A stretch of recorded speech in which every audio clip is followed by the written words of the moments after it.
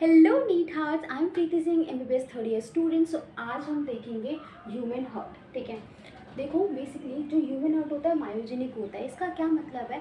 Heart एक special तरह के मसल से बना होता है, इसको हम कार्डियक मसल्स बोलते हैं।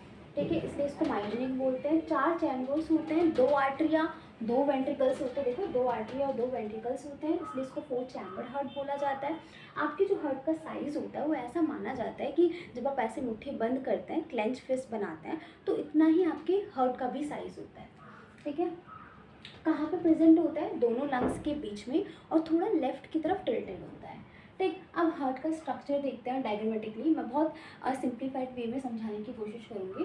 ओके, तो देखो आपके हार्ट के 4 चैम्बर्स हैं, 2 आर्टरिया 2 वेंट्रिकल। आपका जो हार्ट है वो डबल लेयर मेम्ब्रेन से कवर्ड होता है फॉर प्रोटेक्शन। ठीक है, बाहर वाले को हम कहते हैं पेराइटल पेरिकार्डियम और अंदर वाले को हम कहते हैं विसरल पेरिकार्डियम। ठीक है, इन दोनों मेम्ब्रेन के बीच में फ्लूइड प्रेजेंट होता है जिसको हम कहते हैं पेरिकार्डियल फ्लूइड।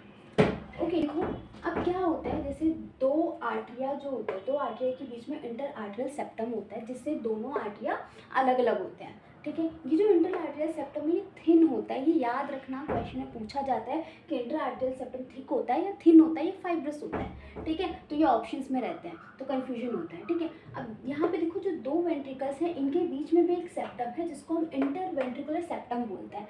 इंटर मतलब 2 चीज़ के बीच में, वेंट्रिकल मतलब वेंट्रिकल के बीच में, और सेप्टम जो इंटर वेंट्रिकुलर सेप्टम होता है वो बेसिकली थिक होता है। ठीक है, इसी तरीके से आर्टरी और वेंट्रिकल के बीच में भी एक सेप्टम होता है जो थिक होता है, इसलिए इसको थिक फाइब्रस टिश्यू बोलते हैं।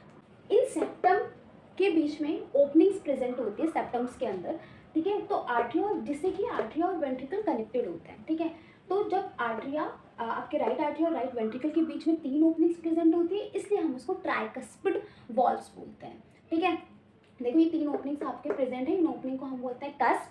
ठीक है, और ये वॉल्व्स हैं, 3 वॉल्व्स प्रेजेंट होते हैं, इसलिए ट्राइकस्पिड वॉल्व। ये क्वेश्चन पूछा जाता है कि राइट आर्टरी और राइट वेंट्रिकल के बीच में किस तरह की वॉल्व्स प्रेजेंट होती हैं, तो ट्राइकस्पिड वॉल्व। इसी तरीके से लेफ्ट आर्टरी और लेफ्ट वेंट्रिकल के बीच में भी आपके 2 वॉल्व्स प्रेजेंट होती है, इसलिए उसको बाइकस्पिड वॉल्व्स बोलते हैं और मिट्रल वॉल्व भी बोला जाता है। ठीक है, यहाँ पे मैं लिखना भूल गई, मिट्रल वॉल्व।